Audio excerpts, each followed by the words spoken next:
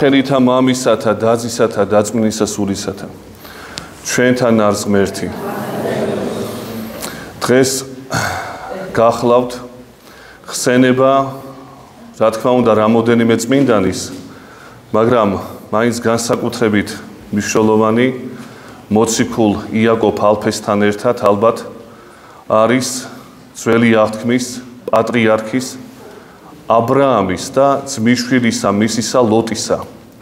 აი ამ ადამიანების ხსენებაა დღეს და ზოგადად ჩვენგან ძალიან ნაკლებად თუ არის საუბარი ამ პიროვნებაზე, გულისხმობ ა ブラ ამის პიროვნებას, იმიტომ რომ გონია რომ ეს ბიბლიაში ჩაკარგული უნდა იყოს, წაიკითხა ერთხელ ადამიანმა, ისიც თუ წაიკითხა ბიბლია, გადაშალა, მიაგდო და არის ესე დაძველებული თითქოს არაფრის მთქმელი. სინამდვილეში ეს სახეები, ეს პიროვნებები, რომლებიც არის აღწერილი ძველი აღთქმის ფურცლებზე, ეს იობი იქნება მართალი, ეს იქნება მოსე წინასწარმეტყველის ცხოვრება, ეს იქნება ა ブラ ამის, ნოეს ცხოვრება მანამდე, აბელისა, ადამისა და კიდე სხვათა, ეს რაღაცა ჩაკარგული სახელები კი არ უნდა იყოს, ეს უნდა იყოს ყოველთვის აქტუალური და რაღაცის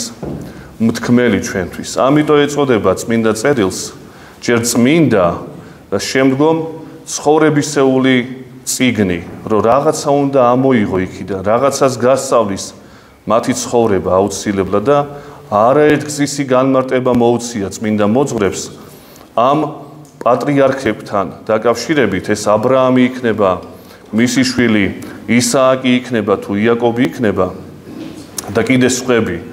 მათი ცხოვრება არის ცნობილი ჩვენთვის და არის სამაგალითო ბევრ შემთხვევაში.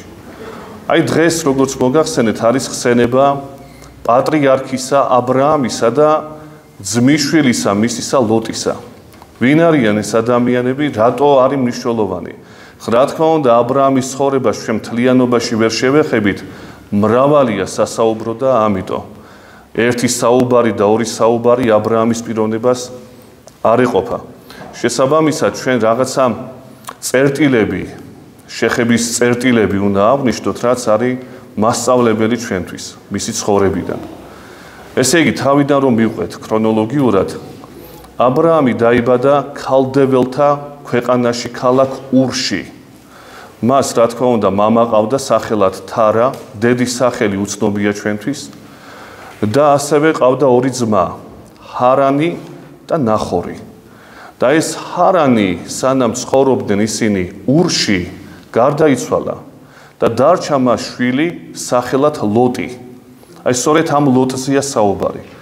ბიბლიაში ახლა ესეთი სიტყვა რომ იშვილა ა ブラ ამმა ლოტიო, ესეთი რამე არ წერია.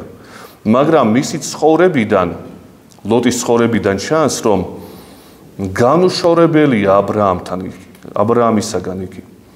თითქმის სადაც იმყოფება ა ブラ ამი, იქ იმყოფება ლოტიც. ლოტის შეცდომაც შეიძლება აღვნიშნოთ, მაგრამ სანამ შეცდომას დაუშვებს ეს ადამიანი, როგორი გზა უნდა გაიაროს ა ブラ ამმა. ჩაესმის რაღაც მომენტში ხმა ღვთისგან, არა მის ძმებს, არა მის მამას, არამედ თავად ა ブラ ამს და მიდის ხარანში. ნუ ბიბლიაში წერია, რომ თარამ წაიყვანა თავისი ოჯახი ხარანში. ახლა ამაზე განმარტება და შეჩერება არ ღირს. წავიდნენ ხარანში, იქ მამა გარდაიცვალა თარა ა ブラ ამისა. ა ブラ ამა დაკრძალა იგი, ჩადის შემდგომში ქანაანში, სხვადასხვა ქალაქების გავლით, შემდგომში ეგვიპტეში და ბრუნდება ქანაანში ისევ. იქ მკვიდრდება, იქ შლის თავის კარვებს. ხა შეცდომა ლოტისა. ლოტი, როდესაც შეიძლება ითქვას იშვილა ა ブラ ამმა, ჯერ კიდე ყრმა იყო, პატარა ბავშვი იყო, როგორც ჩანს. მაგრამ აი როდესაც აი ახლა რასაც შევეხებით, აქ უკვე ბიბლიის თხრობიდან გამომდინარე ჩანს, რომ ლოტი არის ზრდასრული ადამიანი. მას ყავს ძალიან მრავალი საქონელი, ანუ მდიდარი კაცია მსგავსად ა ブラ ამისა. და ერთ პერიოდში ცილობა ჩამოვარდება ა ブラ ამის მწყემსებსა და ლოტის მწყემსთა შორის. ა ブラ ამი დაიბარებს ლოტს და ეუბნება: ჩვენ შორის უთანხმოება არ უნდა იყოს, რადგანაც ჩვენ ნათესავები ვართ. და შესაბამისად აირჩიე მხარე, თუ კი შენ დასავლეთისაკენ წახვალ, მე აღმოსავლეთისაკენ და პირიქით. და არ ეკითხება ჭკუას, ეს არის ყველაზე დიდი შეცდომა ლოტისა ამ შემთხვევაში. არ ეკითხება შენ რას მეტყვი, შენ როგორ მირჩევ. ის მამასავით არის მისთვის. ბუნებრივია, რომ ის მოაკლებდა საკუთარ თავს და ეტყოდა ლოტს, სადაც უნდა დამკვიდრებულიყო. მაგრამ როგორც ყველა ჩვენგანი ხშირად თავდაჯერებულნი, მით უმეტეს ახალგაზრდები, აღარ მეკითხებით ჭკუას. მე არ ვგულისხმობ, რომ ახალგაზრდებმა სხვის ჭკუაზე უნდა იცხოვრონ. უბედურებაა, როდესაც ახალგაზრდა სხვის დედიკოს და მამიკოს ჭკუაზე ცხოვრობს. მით უმეტეს დედიკოს ჭკუაზე თუ კაცი ცხოვრობს, ეს არის ყველაზე საშინელი მდგომარეობა კაცისა. ამას არ გულისხმობ მე. დედიკოს და მამიკოს ჭკუებზე სიარულს არ გულისხმობ. მე ვგულისხმობ იმას, რომ ყოველთვის ახალგაზრდა თაობამ უნდა კითხოს თავის წინაპარს, მამა იქნება თუ პაპა იქნება. როგორ ჯობია რომ მოვიქცე. ეს არ ნიშნავს, რომ მის ჭკუაზე გაიაროს, უნდა აწონ-დაწონოს რაღაცა მოვლენები. ბოლო-ბოლო შეიძლება მეგობარს კითხო თანატოლ შენსას, მაგრამ ყველაზე ცოდო კაცი არის ის კაცი, რომელსაც კითხვები არ აქვს სხვისადმი. როდესაც თვითონ ჩაკეტილია ნაჭუჭში და ფიქრობს, რომ ყველაფრის მცოდნია იგი. და ამიტომაც მოგდის ძალიან ბევრი შეცდომები. აი ლოტს მოვიდა ასეთი რამ. ლოტი არ ეკითხება, აბრაამი კი ეუბნება, რომ წადი შენ აირჩიე ადგილი დამკვიდრებისთვის, მაგრამ არ ეკითხება ლოტი ეს ახალგაზრდა კაცი, რომ შენ როგორ მირჩევ, სად დამკვიდრდე მე? და მიდის იმ ქვეყანაში, რომელსაც ეწოდება სოდომი და გომორი. ნაყოფიერი მიწები იყო იქ. და მაგიტო აბრაამი არ აჩერებს, წადი, ცხვირს რომ მოიტეხს, შემდგომში მიხვდება, მაგრამ მანამდე ვერ ხვდება. ამას გონია, რომ ნაყოფიერი მიწები უშველის მას. და თქვენ მოგეხსენებათ სოდომში რაც მოხდა შემდგომში. ღმერთმა გოგირდოვანი წვიმა აწვიმა ზემოდან, რადგანაც სოდომიტები, აქედან თვითონ ტერმინიც მოდის, მამათმავლობის სოდვა იყო იქ გამრავლებული და მათ შორის წარმოიდგინეთ, ქალწული ქალიშვილები ყავდა მას. ესე ორი გოგო ყავდა, ის გადაარჩინა. ცოლი იცით გარდაიცვალა იმ პერიოდში, სანამ გამოვიდოდნენ ისინი. და აი ამ ქალიშვილებმა სიქალწულე დაიმარხეს, აი ამ გარყვნილობის მორებში შეიძლება ითქვას, როდესაც მამათმავლობა იყო გამეფებული. დოსტოევსკი შემდგომში ძმებ კარამაზოვებში ამას იხსენებს და ეს 18 ამბობს, რომ კონკრეტული შემთხვევა კი არ არის უბედურება მამათმავლობის. არამედ უბედურებაა ის, როდესაც სოდომიტური იდეალი აქვს ადამიანს. რას ნიშნავს სოდომიტური იდეალი? სოდომიტური იდეალი ნიშნავს იმას, რომ ეს ვნება მხოლოდ ვნებაზე კი არ იყო. ეს გაღმერთებული ყავდათ. ღმერთი შეიძლება ითქვას, მამათმავლობის ღმერთი აღმართული ყავდათ სოდომიტებს. აი ამ მდგომარეობამდე იყვნენ ეს ადამიანები მისული. და ძლივს გააცნებს ლოტი, თქვენ მოგეხსენებათ, ამ ქალაქიდან შემდგომში. მე ვითარდება მოვლენები, მაგრამ რისი თქმა მინდოდა ამ ყველაფრით, რომ უფროსებისადმი და არა მხოლოდ მათდამი, მაგრამ ამ შემთხვევაში უფროსებისადმი ყოველთვის უნდა იყოს კითხვა დასმული. მე და ჩემი ნაბადი კი არა. უნდა წაიკითხო უფროსები რას წერდნენ. თუ ახლობლები ყავს უფროსები, რას ამბობენ ისინი? არ ნიშნავს, კიდევ ერთხელ მინდა გავიმეორო, რომ ყველა უფროსი და ყველა ჭაღარათმიანი არის ბრძენი, განათლებული და დაფიქრებული. ამას სულაც არ ნიშნავს ეს. უამრავი ტუტუცია მოხუციც. მაგრამ მაინც კითხე შენ. იქნება როგორ უყურებს ამა თუ იმ საკითხს. იქნება რა გამოცდილება აქვს ამ ადამიანს შენზე მეტი. გაითვალისწინე. შეიძლება არ გავყე მის აზრს, მაგრამ გაითვალისწინო უნდა, აწონ-დაწონო. ყოველ შემთხვევაში იმას მაინც სიტყვი, რომ მხოლოდ მე არ გადამიწყვეტავს ეს საქმე. აი ლოტმა ეგრე არ გააკეთა. ლოტმა იცოდა თითქოს თავის საქმე, წავიდა აბრაამისაგან და უამრავი მანამდე სანამ დაწვავდა ღმერთი სოდომს, უამრავი უბედურება გადაიტანა ამ ქალაქმა.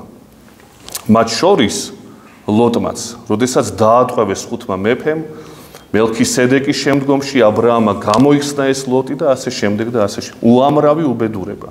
რატო? თვით რჯულობის, თვით დარწმუნებულობის გამო. თვითონ იყო ყველაფერი. ახალგაზრდა ტუტუცი კაცი, მართალი კაცი, მაგრამ შეიძლება ითქვას ნაკლებად გამოცდილი. ეს ერთი ლოტსა და აბრაამს შორის ურთიერთობაზე თუ ვისაუბრებთ. ეხლა უშუალოდ აბრაამთან დაკავშირებით. რას გვასწავლის კიდე აბრაამის ცხოვრება ჩვენ? გვასწავლის იმას, რომ აბრაამის რწმენა ღვთისადმი არის გადამდები რწმენა. რა იგულისხმება ამაში? აბრაამი, თქვენ იცით ბიბლიის თხრობიდან, რომ იყო ძალიან მდიდარი კაცი. და ის როცა მოგზაურობდა, აი რაც ჩვენ ვთქვით, ურიდან, ქანაანში და ასე შემდეგ, ყიდულობდა მონებს, მსახურებს ყიდულობდა. იმ პერიოდში ჩვეულებრივი ამბავი იყო, არ უნდა გაგვიკვირდეს ეს ჩვეულებრივი ქონების შემადგენელი ნაწილი იყო ადამიანთა ყიდვა-გაყიდვა. და ცნობილია, რომ 318 ერთგული მონა ყავს მას, როდესაც ომში წაიყვანს. და ეს ერთი, ახლა ეს ნაქირავები ხალხი კი არ არის, რომ ფულს უხდის და ამიტომ მიდიან და იმიტომ ომობენ, ამიტომ არა. გაზრდილი ყავს, შეიძლება ითქვას, სიჭაბუკიდან ესე იგი დაკაცებამდე გაზრდილი ყავს ეს მონები აბრაამს. და ეს აბრაამი ხო მონოთეისტი კაცია, ერთადერთი მონოთეისტი კაცი იმ პერიოდში, როდესაც მის გარშემო არიან ყველა პოლითეისტები, მრავალ ღმერთიანობის ამღიარებელნი და წარმართი მოსახლეობა. ერთადერთი კაცი და მათ შორის პირველი ებრაელი ადამიანი, აქედან წარმოდგა მთელი ებრაელთა ჯიში შემდგომში. პირველი მამამთავარი არის აბრაამი, მათი გენეტიკურად. და აი, როდესაც ეს ადამიანი ყიდულობს ამ მონებს, ეს მონები ხო იზრდებიან, მის სახლში იზრდებიან. ამას ხო უყურებენ, როგორი რწმენით არის თავისი ღვთისადმი. და ეს 318 გასაგებია, ერთგული მონაა, წავიდნენ იბრძოლეს და სხვა, მაგრამ საიდან ჩანს ის, რომ წარმართი ადამიანი შეიძლება ითქვას, კი არ გადავიდა აბრაამის რწმენაზე, მაგრამ ცხოველმყოფელობა აბრაამის ღმერთისა სწამს და არა სხვა ღმერთისა. საიდან ჩანს ეს?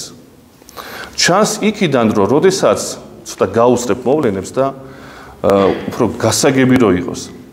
როდესაც ისააკს შეუსრულდება დაახლოებით 40 წელი აბრაამის ერთადერთ შვილს. 40 წელი რო შეუსრულდება დაახლოებით. ძალიან ღელავს იმის გამო და დარდობს, რომ სარა აღარ არის ცოცხალი, აბრაამი ცოცხალია, სარა გარდაიცვალა, დედა ისააკისა და ძალიან გლოვობს ეს ადამიანი. ვერ ჩერდება შეიძლება ითქვას და ამის გამო აბრაამი წუხს შვილის გამო. და თავის მსახურ ელიაზარს ნაყიდს თავის დროზე, წარმართთაგანი კაცი, გზავნის ხარანში, ანუ სხვა ქვეყანაში, სადაც ეგულება თავისი ნათესავები, იცით თქვენ ებრაელთა შორის ნათესაობის პრობლემა არ არის, ჩვეულებრივი ამბავია, შეიძლება შორეული ნათესავი შეირთოს და ასე შემდეგ. იქაც ეგეთი მდგომარეობა იყო მით უმეტეს იმ პერიოდში. გზავნის თავის ნათესავებთან ამ ელიაზარს და ეუბნება, რომ მოიყვანე იქიდან ქალი, არ ეუბნება როგორი, მაღალი, დაბალი, ესეთი ჯიშის, ესეთი გარეგნო, არაფერს არ ეუბნება, ენდობა ელიაზარს. მიდის ელიაზარი ხარანში. როცა ჩავა იქ, დაждდება ჭასთან. და აი ლოცვა მისი ძალიან საინტერესო. როგორ იწყებს ლოცვას ეს წარმართი კაცი?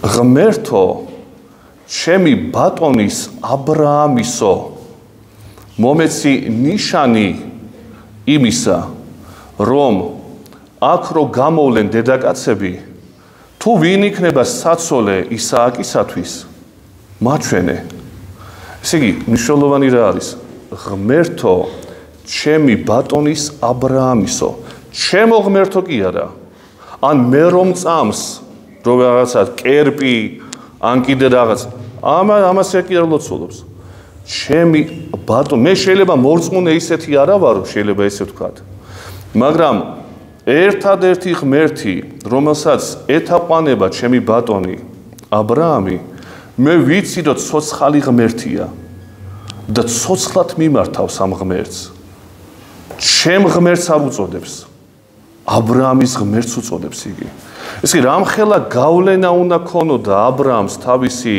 რწმენით ამ ადამიანებზე რომელიც ნაყიდი ყავდა და როგორი მეგობრები იყვნენ ამავე დროს მისი რომ ესეთი ვალდებულებით ან ესეთი დავალებით მიდის და არავიწყდება ამავე დროს ლოცვა აბრაამის ღმერთისადმი წარმართ ყოფილი კაცი შემდგომში ჩვენ არ ვიცით ეს ელიაზარი კი წამოიყვანს ქალს ეს მთელი ისტორია ამას აღარ მოყვები მაგრამ როგორ ვითარდება არ ვიცით მისი ცხოვრება მოიქცევა მონოთეიზმზე თუ არა ეს კაცმა არის მაგრამ ლოცვა მისი ცნობილია ჩვენთვის და მესამე ასევე ძალიან მნიშვნელოვანი ბიბლიაში აღწერილია ისეთი ეპიზოდი მხოლოდ ერთადერთხელ აბრაამის ცხოვრებაში რომელიც სხვა შემთხვევაში ჩვენთვის უცნობია გაუგონარი მოვლენა ეს არის ისააკის მსხვერპლად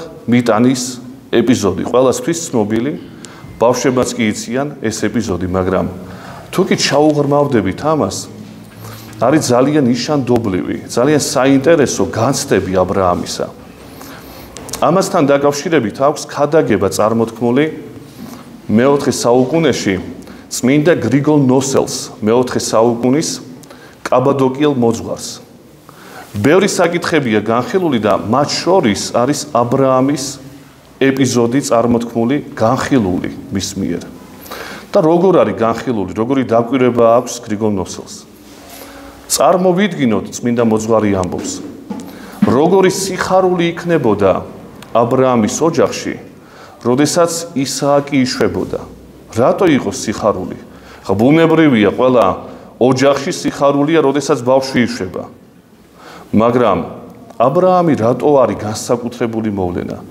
იმიტომ რომ 100 წლის ასაკში ეყოლება პირმშო ანუ შვილი მთელი ცხოვრების შვილი რომელმაც მისი ჯიში უნდა გაამრავლოს არის ისააკი 90 წლისაა სარა 10 წლით უმცროსი იყო აბრაამზე 100 წლის რო შესრულდება უჩნდება შვილი ისააკი მას რამხელა სიხარულია რამხელა განცდებია აი ამ ოჯახში აბრაამის გულში რამხელა განცდაა ბოლოს უკვე ესე იგი როდესაც რამოდენიმე გზის ელაპარაკებოდა ღმერთი რომ შვილი გეყოლება გაეცინება ბოლოს აბრაამს რომ აღარჯერა 100 წლისა აღარჯერა ახლა ცოტა უხეში სიტყვა აი თითქოს ირონიით არის უკვე დამოკიდებული ამ ღვთის სიტყვებზე იმიტომ რომ მრავალჯერ ეუბნება და არ სრულდება ეს ყველაფერი მის თავს და რო შესრულდება 100 წლისა ეს ეყოლება ისააკი დაახლოებით 17 წლის რო გახდება ეს ყრმა ეს ჭაბუკი კვლავ ეცხადება ღმერთი მას და აბრაამს გონია ნოსელის სიტყვებია ეს აბრაამს გონია რომ ალბათ ეხლა უნდა უთხრას ახალი აღთქმა ანუ ახალი აღთქმა რა გაგებით თუ ის ძველი უთხრა რომ შვილი გეყოლება და სასიხარულო იყო და ასე შემდეგ ეხლა ახალი რაღაც უნდა უთხრას ანუ კერძოდ რა თუ ეს ერთადერთი შვილი მაჩუქე ღმერთო ალბათ იმასაც გამიმხილებ უნდა იყოს მისი ცოლი რამდენი შვილი ეყოლება როგორ იქნება სად იცხოვრებს და ასე შემდეგ ანუ ჩემ შვილზე რომელიც მაჩუქე დანარჩენიც მითხარი ალბათ ესე გონია ღვთის გამოცხადები და როცა იხილა მან და ღმერთი რას ეუბნება ერთადერთი შვილი შენი მხოლოდ შობილი საყვარელი ისააკი უნდა შემომწირო მე, უნდა მოკლა ჩემ წინაშე. თავზარი რა თქმა უნდა, ყველა მამისთვის ესა თავზარი, მით უმეტეს აღთქმული შვილის გამო. თუ მომეცი რაღაც მართმევ. და არ ეუბნება დედაკაცს. სარას არ ეუბნება. ბიბლიაში სარა აი ამ შემთხვევაში არის საერთოდ არ ხსენებული. რატო არ გაუშვებდა დედაკაცი? ვერ შეასრულებდა ა ブラ ამი იმას, რაც ღმერთმა დაავალა. დედაკაცისთვის რო ეთქვა, დედაკაცი ამას არ იზავდა. დედაკაცი იტყოდა ესეთ რამეს, რომ თუ კი მე ბერწი ვიყავი, მთელი ცხოვრება, ავადმყოფი ქალი, უშვილო, 90 წლის ქალს, როდესაც ბუნებითად ვერანაირად ვერ გაუჩნდება, ბავშვი, საშო გამიხსნა ღმერთმა, შვი ბალღი. და ეხლა ღმერთი მართმევს, შენ ვიღაც სხვა ღმერთს ეთაყვანები ეტყოდა. თუ შენი ღმერთი ესეთ რამეს ლაბარაკობს, ეს ტყუილი ღმერთი ალბათ დაბერდი შენ. უკვე ჭკუა გამოგეცალა ალბათ. სად მიყავს ჩემი ნაშიერი შვილი? და თუ მაინც და მაინც უნდა წაიყვანო, ეს ჩემი სიტყვები არ არის, რასაც ვამბობ, ეს გრიგოლ ნოსელი მართავს ესე. და თუ კი მაინც და მაინც უნდა წაიყვანო და უნდა დაღუპო ჩემი შვილი, მაშინ ჯერ მე წამიყვანე და ჯერ მე მომკალი, რომ ჩემმა თვალმა ჩემი შვილის სიკვდილი არ ნახოს. მე გადავყვევი ამას. და დედები ვინც ბრძანდები, თქვენ იცით ეს რა გრძნობაა და როგორი მდგომარეობაა. და აი ამიტომაც ა ブラ ამი არ ელაპარაკება დედაკაცს ესეთ საკითხებზე, ვერ დაიტევს ეს ქალი ამ ყველაფერს. და მიყავს თავისი შვილი, მხოლოდ შობილი. თქვენ იცით, რომ როგორც უნდა დანა დაარტყას და მოკლას, ეცხადება ღვთისანგელოზი გააჩერებს მას და ეუბნება, რადგანაც არ აჰრიდე, ანუ არ მოარიდე ძესა შენსა მხოლოდ შობილსა, გამრავლებით გამრავლო შენ და თესლი შენი იქნება როგორც ცაში ვარსკვლავი და ზღვის ქვიშა. და ნამდვილად შემდგომში ისააკს ეყოლება ორი ბავშვი, ორი შვილი, ესავი და იაკობი, მაგრამ აი იაკობს უკვე შვილიშვილს, ა ブラ ამის შვილიშვილს ეყოლება 12 მამამთავარი, 12 პატრიარქი ესე ვთქვათ, ანუ შვილთა შვილები ა ブラ ამისა, რომელთაგან შეიქმნება რჩეული ხალხი ძველი აღთქმის, ებრაელთა მოდგმა, მონოთეისტი ხალხი. და მთელი ბიბლია, ვიდრე ახალ აღთქმამდე, არის მათი ცხოვრების განხილვა, მათი ომები, მათი დამპყრობები, მათი ურწმუნოებები, მათი რწმენა და ასე შემდეგ. მაგრამ სულის ჩამდგმელი ამ ყველაფრისა იყო მამამთავარი ა ブラ ამი. აი ესეთი რწმენის კაცი, როდესაც გარშემო პოლითეიზმია, წარმართობა, სხვადასხვა კერპებს ეთაყვანებიან, სოდომიტები, სოდომის კერპს ეთაყვანებიან, შეიძლება არ ქონდათ ესე რაღაცა გამოხატული, მაგრამ იდეალი ქონდათ სოდომიტებს და უამრავი ასეთი გაუკუღმართება გარშემო. ლოტი გაზრდილი ა ブラ ამის მიერ რჩება პატიოსნად თავის ორ ქალიშვილთან ერთად იმ სოდომში, გადის შემდგომში იქიდან და ლოტი ცხოვრების ბოლომდე ინარჩუნებს იმ რწმენას, რაც თავის დროზე მოესმა ღვთისგან და ყველანაირ გამოცდებს, ახლა ამაზე დიდი გამოცდა რა უნდა მოგიწყოს, ღმერთმა, როდესაც შვილის შემომწირე საკუთარი სხვა რო გვართმევ შვილს, ამას ვერ ვიტან ჩვენ და ბუნებრივად რომ მიდიან ჩვენი შვილი, ამას ვერ იტანს კაცი და ღმერთმა ყველა დაიფაროს, ყველა შვილი დაიფაროს, მაგრამ როდესაც შენი ხელით უნდა მოკლა, ეს უკვე ალბათ ყველაზე აღმატებული სიყვარულია, რაც კი შეიძლება გამოავლინო ღვთისადმი. ესეც კი გამოსცადა ამ კაცმა და თავისი ცხოვრებით დაადასტურა ის რწმენა ერთი ჭეშმარიტი ღმერთისა, რომელიც დღევანდელ დღეს აღიარებულია ჩვენს მიერაც. დაგლოცოთ ღმერთმა და წმინდა ა ブラ ამი, მამამთავარი, პატრიარქი და მართალი ლოტი, ყოფილიყვნენ ჩვენი მფარველები. დააგდოცოთ ღმერთმა.